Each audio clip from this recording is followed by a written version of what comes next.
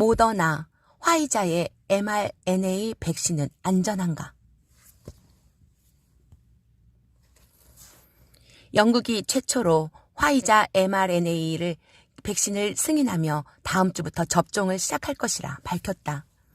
사망자가 많은 요양원과 의료 종사원과 고령자에게 우선 접종할 것이며 2천만 명에게 2차례 접종할 물량을 확보했다고 말한다.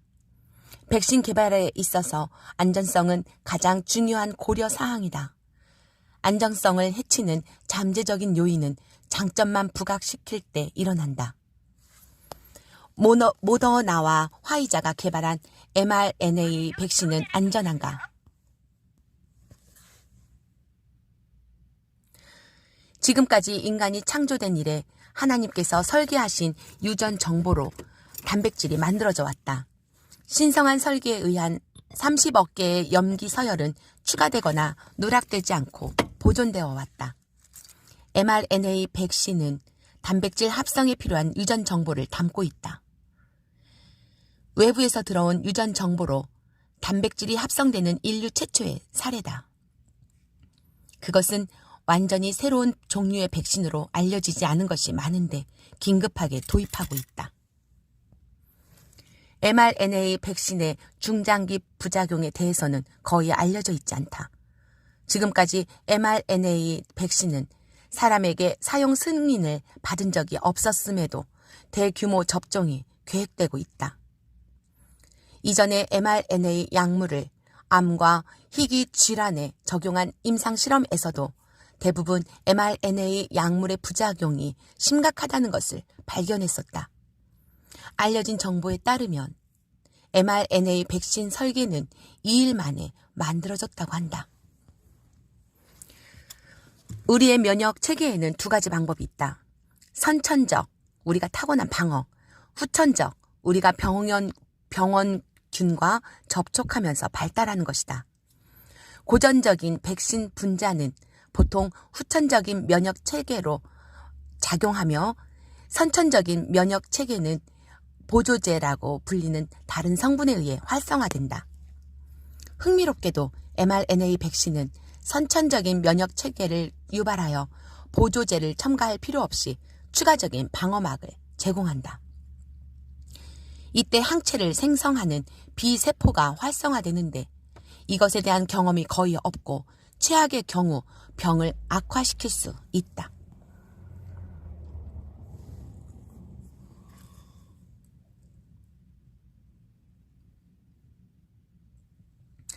mRNA 백신은 인위적으로 합성한 RNA의 분자를 사람의 세포로 전달하는 신종 백신으로 바이러스의 스파이크 단백질이 숙주 세포의 결합을 차단하는 방식이다. mRNA는 DNA의 유전 정보를 세포에게 단백질을 만드는 방법을 알려주는 유전 물질이다. 세포가 생존하기 위해서는 신체를 구성하는 다양한 단백질을 지속적으로 생성해야 한다. mRNA는 단백질 합성을 위한 암호화된 정보를 전사한다. rRNA, 리보섬은 암호화된 mRNA 순서에 따라 단백질을 합성한다. tRNA, 운반, 단백질을 합성하는 동안 아미노산을 리보섬에 운반한다. 백신이 세포 안에 들어오면 바이러스에 의해 생성될 외래 단백질을 만들기 위해 세포를 재프로그래밍한다. mRNA 백신은 몸을 속여 바이러스성 단백질 중 일부를 만들도록 지시하는 방식이다. 그 다음 단백질 분자들은 인체가 단백질로 바이러스를 파괴하도록 가르치는 적응성 면역 반응을 자극한다.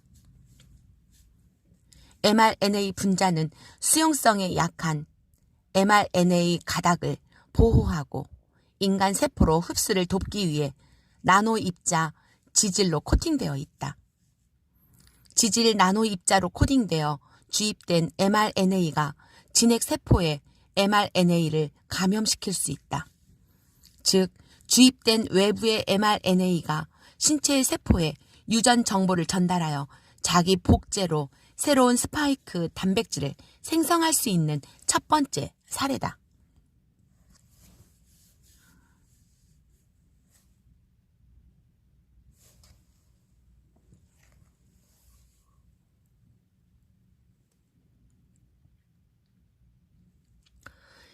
기존의 단백질 백신에 비교하여 mRNA 백신의 장점들이 있다. 백신 생산 속도가 빠르고 생산 원가가 저렴하며 면역 유효율은 높다. 그러나 백신의 mRNA 가닥은 의도하지 않은 면역 반응을 유도할 수 있다. 주위 부위에 국소적으로 또는 드물게 전신 염증의 부작용을 가져온다는 보고가 있다. 또한 mRNA 백신을 유통하고 운반할 때 마이너스 70도 C의 극저온 보관이 필요하다.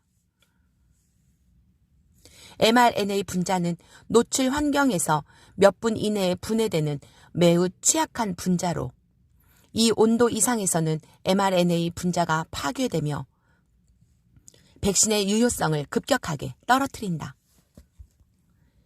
인체 세포에 침투하지 못한 mRNA 가닥과 관련된 위험도 있는데 바이러스 코팅이 부서지면 mRNA 분자들이 몸 안에서 빨리 분해되어야 한다. mRNA 백신으로 개발되어 긴급 사용 승인을 기다리고 있는 것은 2개 회사가 있다. 모더나의 mRNA 1273과 화이자의 BNT 162B2 백신이다. 정부와 보건국은 mRNA 백신의 새로운 메커니즘에서 발생할 수 있는 부작용에 대한 중장기 데이터 부족이 있음을 감안해야 한다. 그들은 아마도 코로나를 속히 종식시키는 긴급성을 채택할 것이다. 화이자는 최초로 영국에서 긴급 승인을 받았다. 화이자의 백신에는 광범위한 사용은 편익이 어떤 위험보다 크다고 명시되어 있다. 통상 위험이 가장 중시됐지만 백신은 편익을 우선 고려한 것이다. mRNA 백신은 전통적인 백신과는 매우 다른 방식으로 작동한다. 전통적인 백신은 약화된 병원체를 항원으로 사용한다. 또는 종두 백신처럼 재조합된 항원 암호화 바이러스 벡터를 주사함으로써 항체 반응을 자극한다. 이러한 성분들은 인체의 외부에서 준비하고 배양하여 사용한다. 따라서 백신을 배양하여 대량 생산하는 데 시간이 걸리며 생산 과정에서 감염의 위험이 있다. 아스트라제네카 백신도 남아프리카에서 임상 시험 중 원인 모를 질병이 발생하여 중단된 적이 있었다. 반면 mRNA 백신은 바이러스의 mRNA 염기 서열에 합성적으로 만들어진 파편을 인간 세포에 직접 삽입한다. 세포가 그들 자신의 바이러스 항원을 생산하도록 재프로그래밍한 다음 적응성 면역 반응을 자극하여 새로운 항체를 만들게 한다.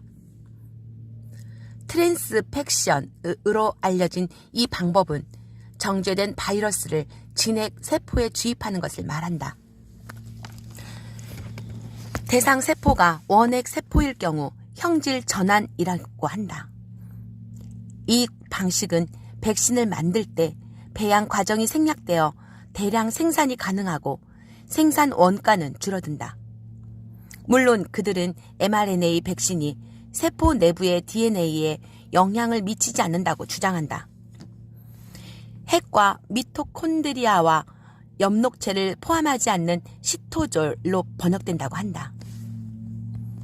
따라서 RNA가 세포핵에 들어갈 필요는 없으며 몸의 게놈에 통합될 위험도 피하게 된다고 주장한다. 그러나 하다사 의료원에서 mRNA 실험을 총괄한 요시카코 교수는 mRNA 백신에 대해 현재까지 제공한 데이터에 한계가 있으며 효능이 단기간에 걸쳐 있다고 경고했다. 새로운 백신에 대한 의견은 엇갈린다. 효율성이 높은 백신을 통해 전염병을 종식시킬 것이라고 기대한 사람들이 있다. 영국과 미국이 가장 적극적인데 유럽연합은 이런 영국의 조기 접종과 서두름을 비판했다. 2020년 11월 피터 호테스는 새로 등장한 mRNA 코로나19 백신에 대해 실용성을 희생하며 혁신을 걱정한다고 했고 미샬 리니얼은 당장 복용하지 않을 것이라고 말했다. 리니얼은 또한 백신은 개발되는데 10년이 걸리도록 고안되었다며 나는 세계가 고전적인 백신을 기다릴 수 없다고 생각한다. 삼손 아수타슈도드 병원 감염병 대장인 탈 브로시는 백신을 접종하기 위한 경합이 있어 더 많은 위험을 감수할 용의가 있다고 말했다.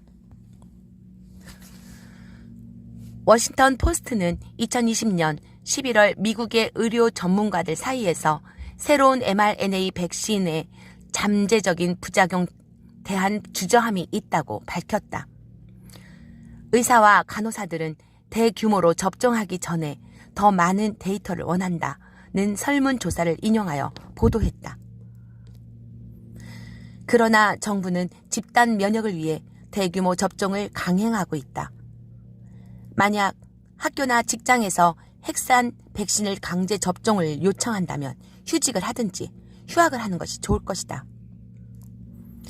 이런 와중에 백신의 부작용에 대한 이슈를 음모론으로 몰아가려는 일부 언론도 등장하고 있으니 성급하게 접종하지 않기를 제안한다.